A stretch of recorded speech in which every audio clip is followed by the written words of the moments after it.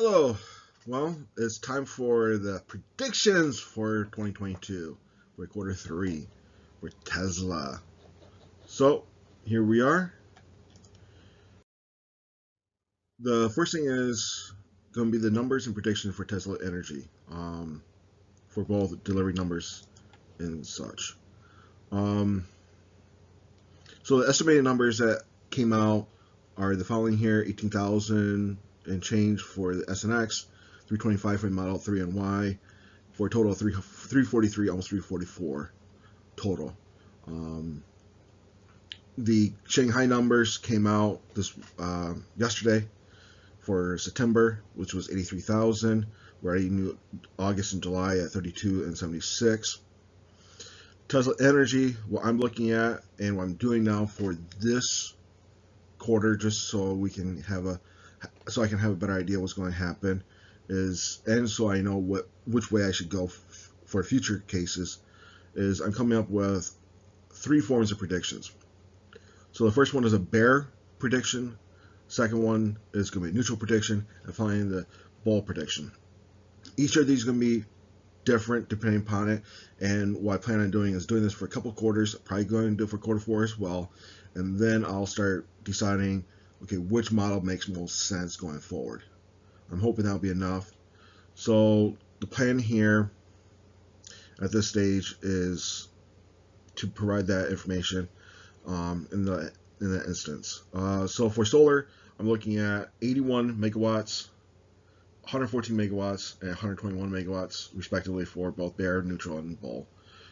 For energy, similar numbers: 1063, 1160, 1187. Both neutral and bull will typically be higher than last quarter. It may or may not be higher than previous quarters. Quarter three of 2021 was impressive, but they were giving out more, they were using more batteries in that case. And plus, I believe they had some additional projects going on then. I'm not sure what's going to happen now. So we'll see what happens. And also, I'm thinking quarter four, we might see a reduction in batteries just because the energy segment is going to be hampered by Austin chewing up batteries. So we'll see what happens there. So gross revenue. So what's the plan going forward here? So what we have here is for the bear, I'm looking at 18,393. The neutrals 19,770, and finally 20,108 for the bull case. Revenue credits, I'm looking roughly stable numbers: 366 to 426. Energy, I'm looking at 707, 873, and 911. Bear, neutral, and bull. And then other revenue, which is also including insurance, obviously is going to start increasing as well. I don't think we'll hit that 1466 immediately, but I think we'll be seeing that number pop up more often as more insurance gets added on. Auto also includes the autopilot, so that will, or I should say autopilot, full self-driving. So the FSD cost is part of there. However, that is minimal given the fact that only United States is currently getting a huge amount of that money coming in. The big one going forward, though, is going to be where the revenue per car comes in. That's the number I'm really interested in seeing. I'm looking at anywhere between $52,000 and $57,000. I would err that it's going to be a slight increase over the 57. I don't think we'll see a 57 number, but if it happens, it'll be a tremendous purchase for, or tremendous number for Tesla. I don't see that happening, but we'll see what happens. I mean,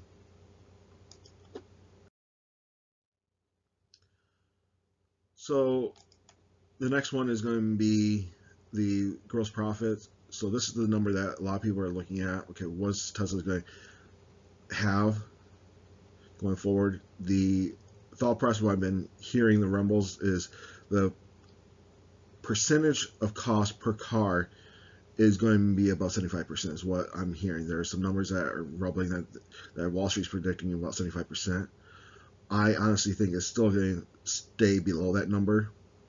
I'm looking at bear case. The worst case is 74.66, so it will be close to 75, but it's not going to hit 75. I think it's going to be close to 70, 73 to 71. It'll be nice if it gets down below again 70%, but I don't know what's going to happen in regards to the increase in production inside both Austin and Berlin. The increase has not been huge, but we'll see what happens. I'm not sure. Also, you have to consider is you have the ramp going on with the 41 or the 4680 batteries. That's going to cause some issues with costs, so we'll see what happens. The nice thing is the factory in Austin will have a battery plant for their cathode really quickly. So that's going to be really nice to see. Been watching Joe's videos on that for the for that production, and I think they'll be really quick on that once they get the walls up. So going through these numbers here, we're looking at revenue. The cost is going to be about 13,000 to 14,000, so not much difference in cost. The big one is going to be is the energy cost. Will that give us a good number?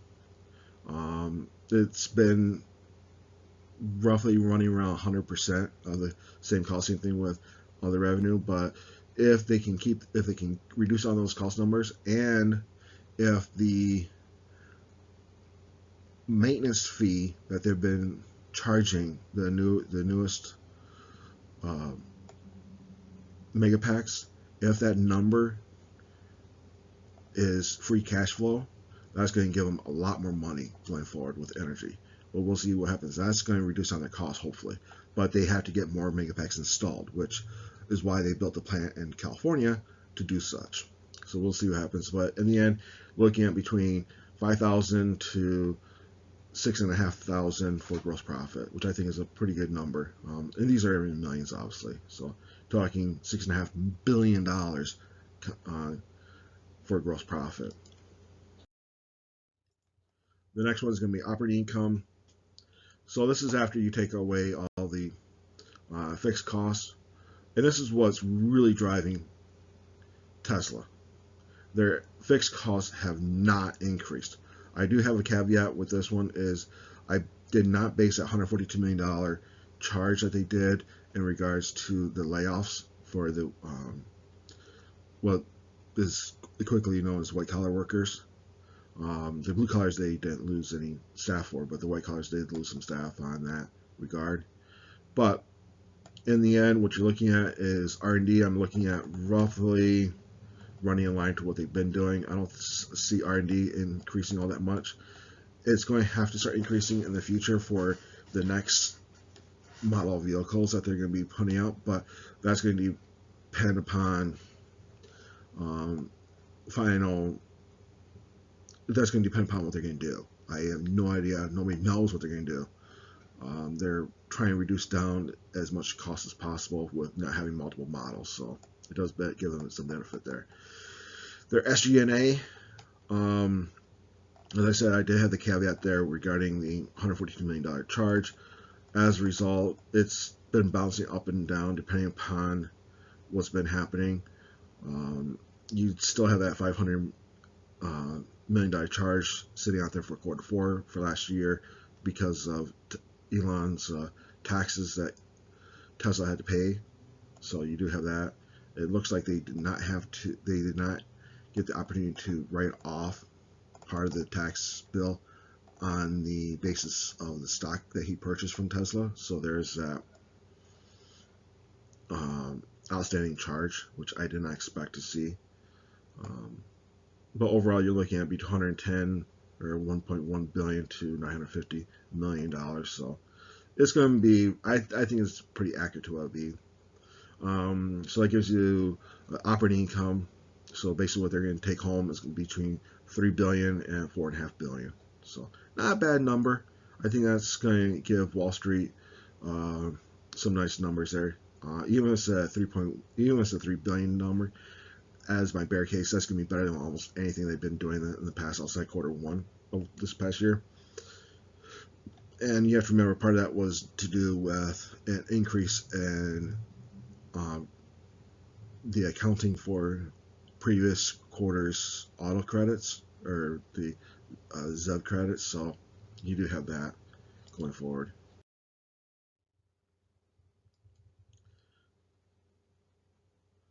So the next item is going to be share income. So the share income, we're talking some different numbers here. Interest gains, expenses, and other. I do have a negative number there. I don't think that will be negative, but I think that's going to be the worst case, is it goes down. That's dependent upon what happens. And then you got neutral, and the bull case, obviously, you're looking at increases. And I think that's mainly because they've been storing cash and non items. Income obviously is going to be between $3 billion and $4.6 billion, so nothing huge there. So that's before taxes. Taxes, you're talking anywhere between 266 and 189, although I will state that that number is probably going to be higher, principally because I didn't really do that properly. I probably should have done it as a percentage of income, but you never know what's going to happen given the tax issues going forward. There is going to be some discussions in the near future regarding China and taxes, because they are at a lower tax rate inside China right now. Net income, you're talking anywhere between 1.5 billion and 4.4 billion. Obviously, I don't think it's going to be that high. That 4.4 billion is pretty high. I think we're looking at close to about 3. Next one's going to be net income cost for subsidiaries, which is basically they own a couple subsidiaries that they get income from. So it's going to be anywhere between, they lose a little bit of money and they gain a little bit of money. I don't think it's going to be a huge amount. They've been bouncing quite a bit in the low millions, so we'll see what happens there. In the end, you're talking anywhere between 1.5 billion to 4.4 billion in share income. And then the next one is going to be the EBITDA and EPS actual, so earnings per share. So what we're looking at here is your depreciation, your stock-based compensation, which then in turn allows you to calculate EBITDA and your net income for common shares, and then your earnings per share adjusted for the split. So you do have to account for the split. So what I have here is anywhere between 1 billion and 950 million for the depreciation. Stock-based compensation is still going to be relatively low. There's not going to be a huge amount. I have not seen anything come out for Tesla regarding them giving Elon any more additional shares. And even then, it's going to be just a single tranche, if that. So you're not going to see a huge amount there. EBITDA at the ends up be running between 4.6 and 5.8 billion dollars. And that also makes your net income for common shares, which is what basically adds on stock-based compensation to your net income on the previous one. You're talking interest between 3.3 billion and 4.7 billion dollars, which means that you're looking at an EPS roughly of $1.06 to $1.52. I would err closer to the $1.33, $1.25. That would be the price target I would be looking at. Now, I should say the EPS. For price targets, this is the interesting thing, is what I discovered was our favorite clown has a price to earnings ratio of 5 for the so after you get your EPS, he then multiplies it by basically by 5, and that gives him the amount that he thinks that Tesla is actually worth, which is just absolutely crazy. I do not understand his reasoning, but hey, that's his own deal. I shouldn't say the EPS, but it's basically your net income, and that you get your price target, and he's going like, oh, it's only worth 5 times. I'm like, how can you say it's only worth 5 times? And the other side of things, you get some people like myself who feel that, hey, the company is still on a growth trajectory. It's not at a automotive revenue, which typically you do a PE ratio of roughly 20. So that means the price is worth about $20 more than earnings, which would be, yeah. So yeah, there's some going to be some discussions, and you have to remember is that you take this times by 4. So that 1.33 you times it by 4, and then times by 5, that gives you your column number, and you do the same thing again for the for myself is like you're talking about 80, and a typical automotive is at 20. So now some final thoughts. You can end now if you don't want to hear any more thoughts about me and you just want to see those numbers. That's fine.